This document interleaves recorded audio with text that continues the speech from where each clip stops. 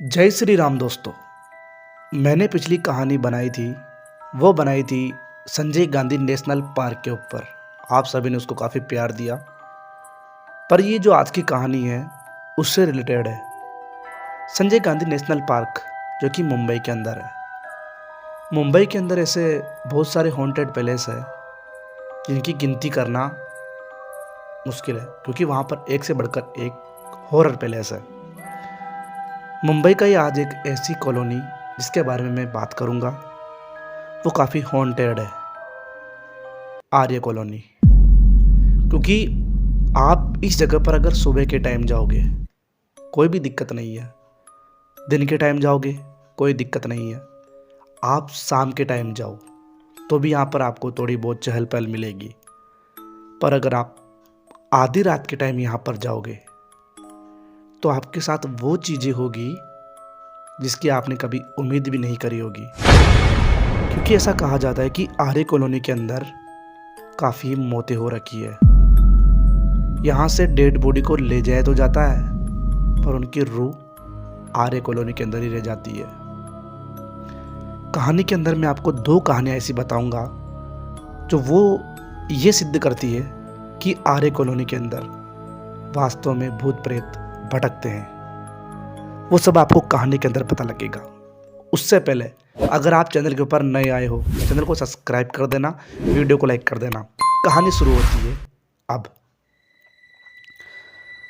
तो ये कहानी है, एक लड़की थी जो कि मुंबई के अंदर ही जॉब किया करती थी, डेयरी फार्म के अंदर। तो वो करीब 9 बजे फ्री हुई थी आज के दिन। आज उसके काम थोड़ा ज़्यादा था और दिना वो करीब 7:30 बजे फ्री हो जाती थी और जल्दी से वो अपने घर आ जाती थी। उसको अभी तक पता नहीं था कि आर्य कॉलोनी के अंदर आखिर है क्या, और उनका घर आर्य कॉलोनी के अंदर ही था। करीब उसको 9 बज गए फ्री होने के टाइम तक, और वो जब वहाँ से निकली तो 9:15 हो चुके थे। अब वो उन सड़कों पर थी जहाँ पर उसकी परछाई और वो लड़की, इनके सिवा वहाँ पर एक कुत्ता तक नहीं था। आर्य कॉलोनी के अंदर वो एंटर कर चुकी थी। पूरी गली सुनसान थी, उसको दूर दूर तक कोई भी दिखाई नहीं दे रहा था। चल रही थी वो, इसका नाम शबाना है।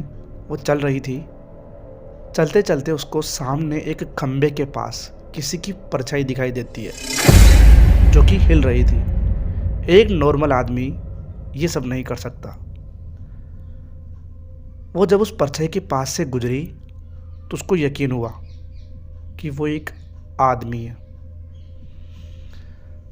और उसने जब गौर करके देखा तो उसकी गर्दन कटी हुई है, यानी कि उसके गर्दन के ऊपर कट लगा हुआ है और वो कटी हुई है, ऐसा मानो। ये नज़ारा देखकर उसकी सांसें थम सी जाती है। शबाना थोड़ी हिम्मत करती है और वहाँ से कैसे भी करके भागने लगती है। भाग रही थी और पीछे देख रही थी, पर वो जो कोई भी था वो उस खंबे के पास खड़ा होकर सिर्फ शबाना की तरफ घूरे जा रहा था। शबाना करीब उससे 20 मीटर आगे निकल चुकी थी और भाग रही थी। अब उस सर कटे हुए आदमी ने उसके पीछे दौड़ लगाई। वो इतनी तेज़ी से भागा जैसे कि अगर शबाना उसके हाथ में आ गई तो उसके 2 टुकड़े कर देगा। शबाना कैसे भी करके दौड़ती हुई अपने घर पहुंचती है। घर पहुंचने के बाद वो अपने अब्बू को बताती है कि अब्बू, मेरे साथ ये हुआ, एक गर्दन कटा हुआ आदमी था और वो पता नहीं बहुत डरावना था। उसके अब्बू कुछ समझे नहीं और वो उनको लगा कि इतना गंदा मजाक कौन कर सकता है। उसके अब्बू ने उसके छोटे भाई को बुलाया, यानी कि उसके चाचा को बुलाया, शबाना के को, और उन्होंने लठ लेकर हाथ में वो उस आर्य कॉलोनी के बीचों बीच रात के टाइम, अब करीब 10 बज गए थे, वहाँ पर चले जाते हैं। जब दूर दूर तक उनको कुछ भी नहीं दिखाई दिया सन्नाटे के अलावा, तो वो समझ चुके थे कि शायद किसी ने मजाक करा है। तभी वो जैसे ही पीछे मुड़ते हैं तो उनके सामने वही आदमी आता है जो अभी शबाना के सामने था। उसकी हालत देखकर इनके पैर डगमगा जाते हैं, क्योंकि उसकी दशा इतनी गंदी थी, इतना डरावना लग रहा था जिसकी कोई सीमा नहीं थी। वो घर आ जाते हैं। पहली चीज़ तो ये प्रूव करती है कि ये कहानी इतनी भयानक नहीं है। दूसरी कहानी की तरफ बढ़ता हूँ जो सिद्ध करेगी कि आर्य कॉलोनी क्यों हॉन्टेड है। वहाँ पर एक नरेश नाम का दीपक, उसका नाम नरेश और दीपक दो भाई थे, तो वहाँ पर रहा करते थे। उनकी दुकान थी आर्य कॉलोनी के अंदर परचून की। तो वो आज से दुकान नहीं लगा रहे थे, करीब उनको 20 से 25 साल हो गए। जो नरेश था उसकी उम्र करीब करीब अब 60 साल हो चुकी थी। जब वहाँ पर एक आदमी उसके पास गया रिपोर्टिंग करने, तो उसने पूछा उससे कि आप इस आर्य कॉलोनी के अंदर रहते हो, आपको यहाँ पर डर नहीं लगता? यहाँ पर इतने भयानक भयानक इंसिडेंट्स हो चुके हैं, फिर भी आपको डर नहीं लगता? वो आदमी कहता है, अब मेरे को डर नहीं लगता, क्योंकि मैं जिससे डरता था वो हर रात मेरे से खाना मांगने आता है। खाना मांगने कौन आता है वो सब आपको कहानी के अंदर अभी पता लगेगा। वो बताता है कि मुझे करीब करीब 5 साल हो गए थे यहाँ पर अपनी दुकान को लगाए हुए, कुछ भी दिक्कत नहीं आई थी। एक रात की बात है, मैं अपनी दुकान बंद करके अपने घर जा रहा था, तभी बाहर से आवाज़ आती है, मुझे भूख लगी है, खाना चाहिए। नरेश को लगा कि कोई भिखारी होगा जिसको भूख लगी है, मैं खाना लेकर आता हूँ।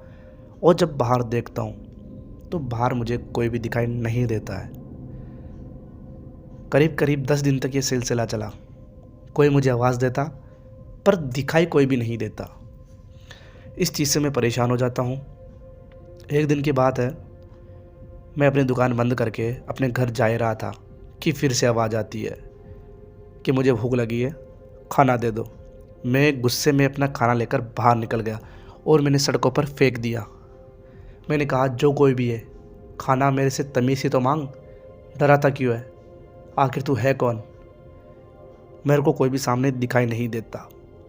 मैं अपने घर की तरफ जा रहा था, तभी मेरे घर से थोड़ी दूरी पर एक दीवार थी, वहाँ पर मुझे कोई खड़ा दिखाई देता है, जो कि एक बूढ़ा आदमी था।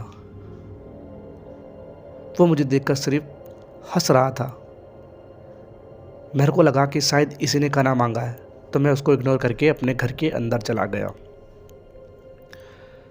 मैं उसी की बातें सोच रहा था, क्योंकि उसका जो चेहरा था वो काफ़ी गल चुका था, मतलब उसकी झुर्रियाँ थी चेहरे पर, उसकी उम्र काफ़ी ज़्यादा लग रही थी। मैं ये बातें करते करते, सोचते सोचते बेड पर सो गया।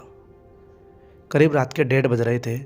उस टाइम मेरे खिड़की पर दस्तक होती है। जब मैंने खिड़की के ऊपर देखा तो वही बूढ़ा आदमी मेरे को वहाँ दिखाई देता है। मैं अपनी पत्नी को जोर से उठाता हूँ कि उठो उठो, ये कौन है? उसकी पत्नी कहती है कि ये वही है जिसको मैंने भी खाना दिया था शाम को, और दीपक ने भी खाना फेंका था। यानी नरेश ने, दीपक का भाई नरेश, उसने खाना फेंका था सड़कों के ऊपर, तो वो उसने खाया था। शाम को खाना दिया, अभी थोड़ी देर पहले ये खाना देकर आया था नरेश। तो ये वही है जो बार बार खाना मांग रहा है। उसके बाद वो खिड़की के से अंदर आता है, एकदम से खिड़की से, और उनके किचन की तरफ जाता है। ये दोनों सिर्फ सांसें चल रही थी इन दोनों की, पति पत्नी की। किचन में से खाना लेता है और खाना लेकर वापस खिड़की में से बाहर चला जाता है। खिड़की खोलकर वो बाहर नहीं जा रहा, ना ही खिड़की खोलकर अंदर आया था, आर पार होकर गया था, जो कि आदमी के बस की बात बिल्कुल भी नहीं है। वो जो कोई भी था वो एक आत्मा थी। अब मैं आपको बताता हूँ कि ये कौन था।